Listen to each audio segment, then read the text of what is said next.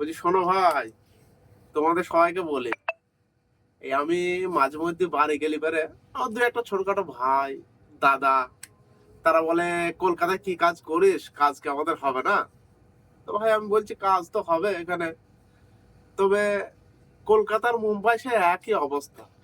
কিরাম বলবো তোমাদের, এই দেখো, দেখো বন্ধু, এই দেখ এখান থেকে দেখা, এই এই এই এই ঘরটা মিনিমাম এই 7 ফুট হয়তো লম্বা হবে আর 4 ফুট চওড়া হবে। আমরা কতজন আছে একবার আরেকবার দেখা, ব্যাগটা উপরটা দেখা, জামা কাপড় পরে এই এইভাবে অ্যাডজাস্ট করে থাকতে হয় আমাদের, বুঝেছো?